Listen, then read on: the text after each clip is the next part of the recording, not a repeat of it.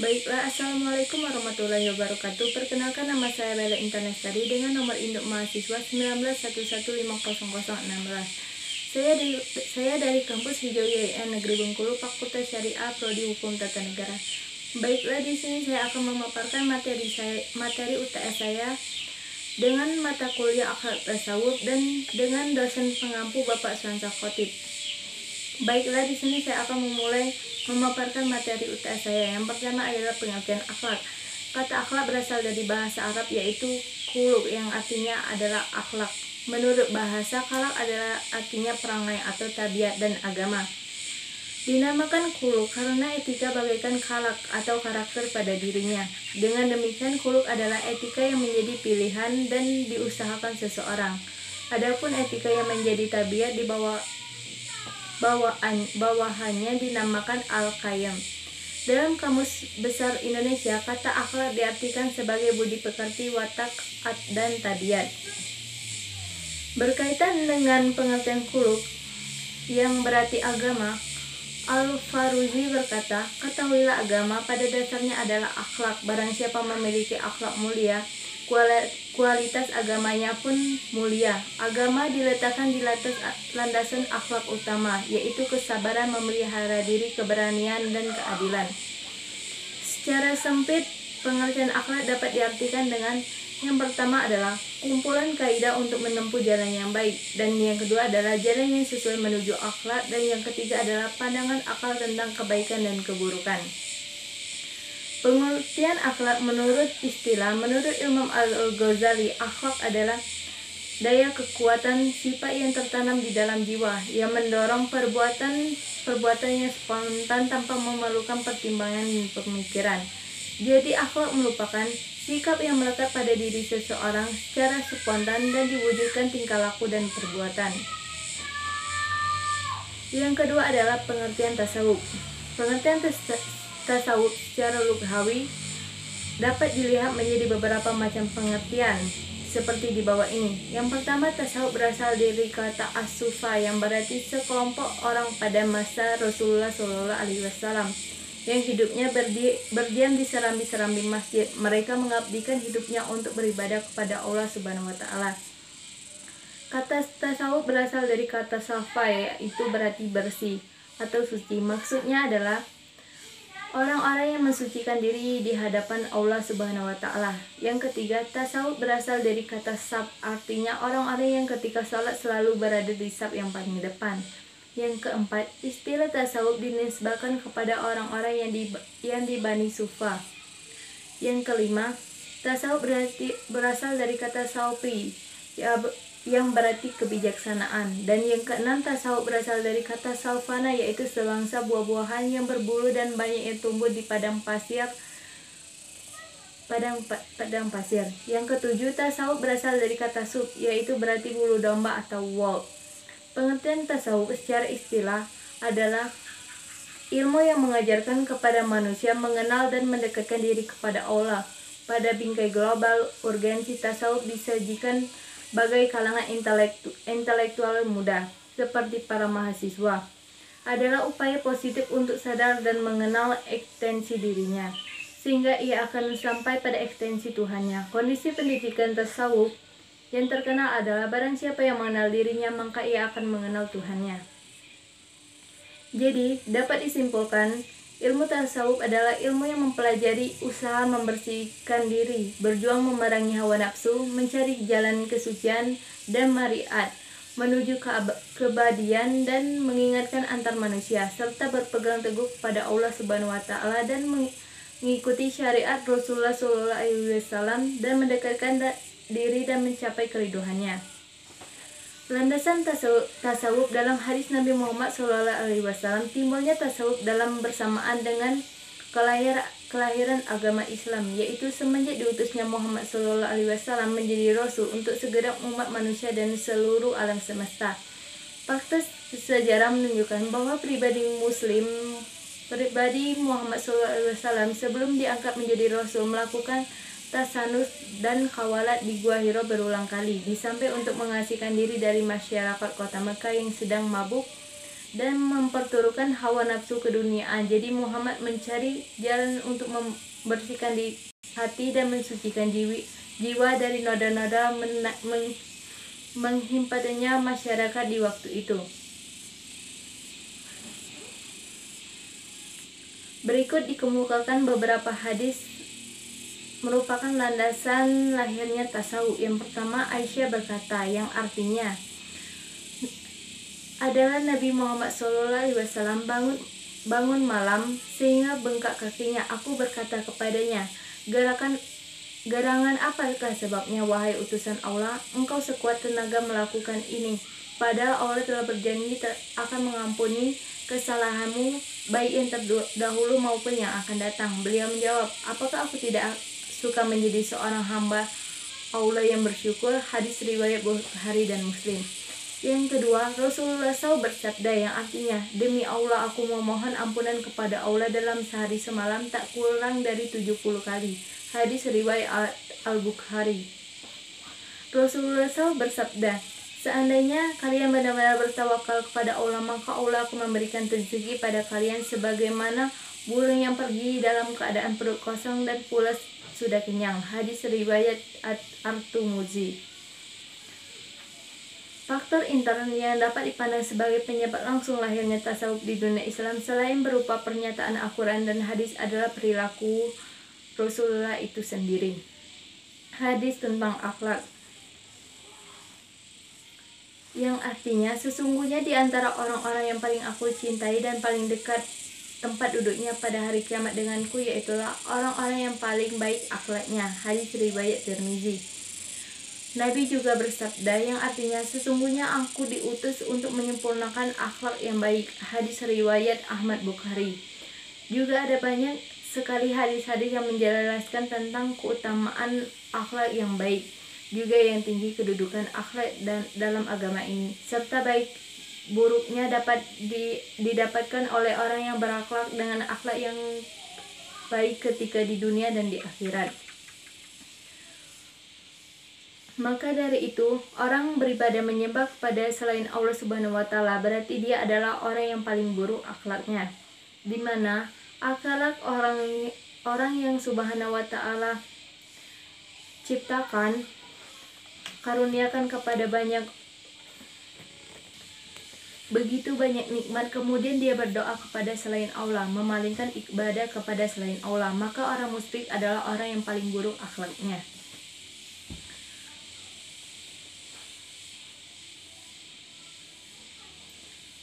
Macam-macam tasawuf. Pertama, tasawuf falsafi, tasawuf tauhid ontologi, tasawuf ilmu tasawuf. Ini jenis tasawuf yang sifatnya teoritis, mirip dengan filsafat tauhid kalam teologi. Aktivitasnya mengkaji dan memahami hakikat dan ekstensi dengan cara yang unik. Jika filsafat teologi berusaha memahami Tuhan secara rasional, tasawuf falsafi mencoba menemukan bahasa akal dan menjelaskan berbagai pengalaman mistis, sehingga lahir konsep-konsep ittihad, wahdatul wujud, garansi wujud, insani kamil, nur Muhammad, tajli, musyahadah, muskafa, pana, baka, serta teman-teman ilahi dan kondisi-kondisi batinia lainnya. Yang tasawuf ini fokus pada kemampuan akliyah atau berpikir, termasuk kajian, baca-baca kitab, pekerjaan para murid, mendengar tausiah, bahkan diskusi, yaitu disasar adalah kesadaran kognitif atau otak. Diharapkan dengan banyak membaca dan mendengar, para murid memahami ruang lingkup tasawuf. Yang kedua, tasawuf akhlaki, tasawuf syar'i, fikih, tasawuf adab berguru atau etika. Tasawuf ini berfokus pada birokrasi atau aturan normal yang berbentuk sikap dan perilaku murid. Targetnya adalah perbaikan langsung moral dan etika.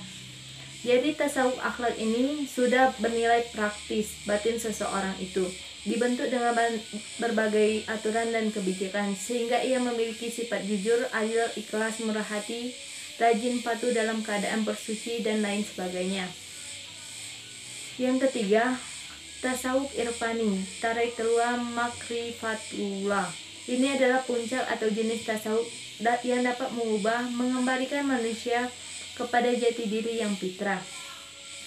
Antara hamba dengan Allah ada jarak yang memisahkan. Tasawuf ini merupakan perjalanan manusia kembali kepada Allah Subhanahu wa taala.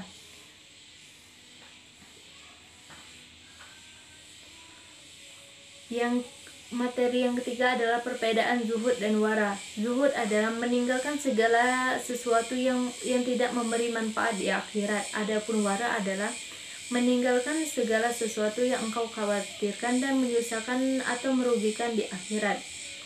Dengan kata lain, perbedaan antara zuhud dan wara adalah zuhud adalah meninggalkan semua yang tidak bermanfaat bagi akhirat. Wara adalah meninggalkan semua yang berbahaya bagi akhirat. Dari arti zuhud dan waras kita ada dua hikmah yang dapat kita ambil. Zuhud lebih tinggi derajatnya, sedangkan wara lebih utama dan didahulukan. Arti zuhud dan wara dapat disandarkan kepada tujuan utama hidup manusia, yaitu negeri akhirat. Oleh karena itu, segala perkara di dunia yang berbahaya dan tidak bermanfaat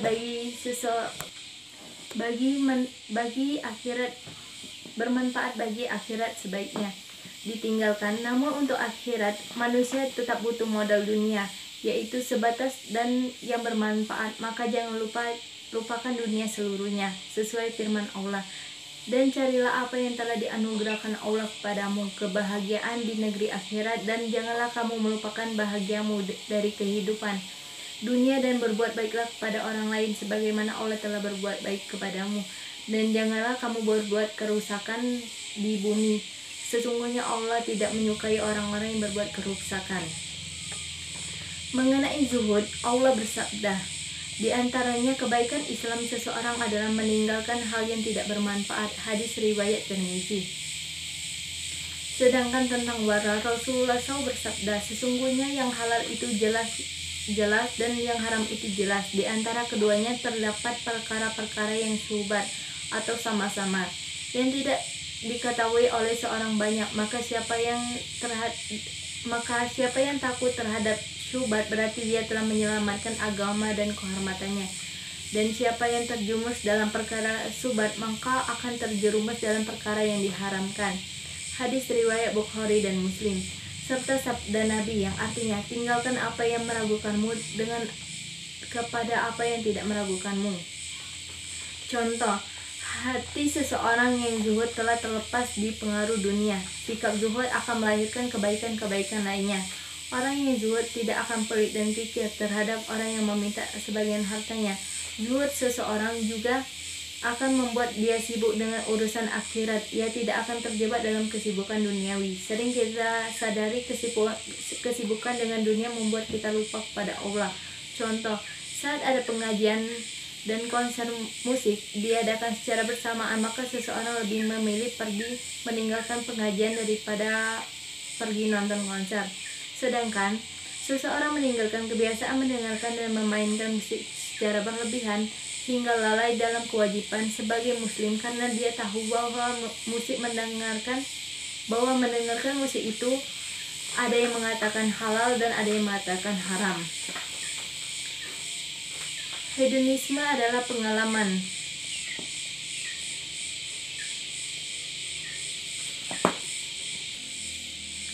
Hedonisme adalah pandangan hidup yang menganggap bahwa orang akan menjadi bahagia dengan mencari kebahagiaan sebanyak mungkin dan dapat mungkin menghindari perasaan-perasaan yang menyakitkan.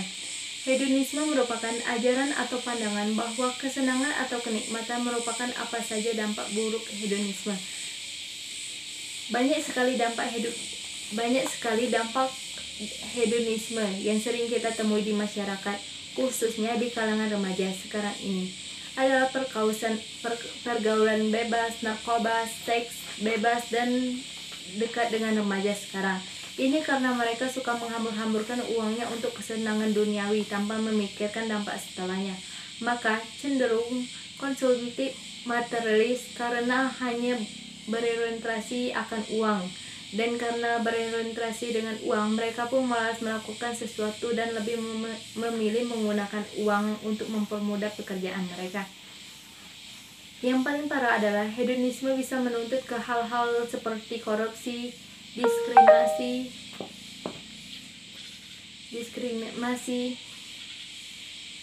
dan kerimati tujuan hidup dan tindakan manusia. Yang kesekian, musahabah sering diidentikan dengan proses pengamatan terhadap diri sendiri, wawas ataupun mengevaluasi diri. Musahabah atau mengintrospeksi diri juga berkaitan dengan dunia ilmu psikologi karena introspeksi diri merupakan satu metode yang dapat digunakan untuk memecahkan permasalahan dalam kondisi psikis seseorang. Syukur merupakan bentuk keredahan, pengakuan terhadap rahmat Allah dengan penuh kerendahan hati. Selanjutnya, dalam pengertian yang lain, syukur adalah pujian dan pengakuan nikmat Allah yang dibuktikan dengan kerendahan hati dan kecintaan yang menerima disertai ucapan dan perbuatan yang selaras dengan ucapan tersebut. Syukur adalah lawan dari kufur. Nikmat salah satu akhlak mulia yang timbul karena ridho kepada ketentuan Allah atau takdir, baik itu berupa nikmat maupun berupa ujian. Dalam Al-Quran terdapat perintah-perintah kepada kita untuk senantiasa bersyukur kepada Allah Subhanahu wa Ta'ala, yang artinya, dan ingatlah juga tatkala Tuhanmu memaklumkan, sesungguhnya jika kamu bersyukur maka kami akan pasti menambah nikmat kepadamu, dan jika kamu mengingkari nikmatmu maka sesungguhnya azabmu sangat pedih. Sabar adalah sikap menahan emosi dan keinginan serta bertahan dalam situasi dengan tidak mengeluh. Sabar merupakan kemampuan mengendalikan diri yang dipandang sebagai sikap yang mempunyai nilai tinggi dan mencerminkan kekokohan jiwa yang dimilikinya. Pada Al-Quran sudah dijelaskan perilaku sabar pada ayat Al-Baqarah ayat 177, yang artinya, dan orang-orang sabar dalam kesempitan penderitaan dalam peperangan, maka orang-orang itulah orang yang benar imannya, dan mereka itulah orang-orang yang bertakwa. Hadis surat Al-Baqarah ayat 177. Baiklah teman-teman, sekian pemaparan materi UTS saya. Bila ada kurang saya mohon maaf, kepada Allah saya mohon ampun. Wabillahi taufiq wal hidayah. Wassalamualaikum warahmatullahi wabarakatuh.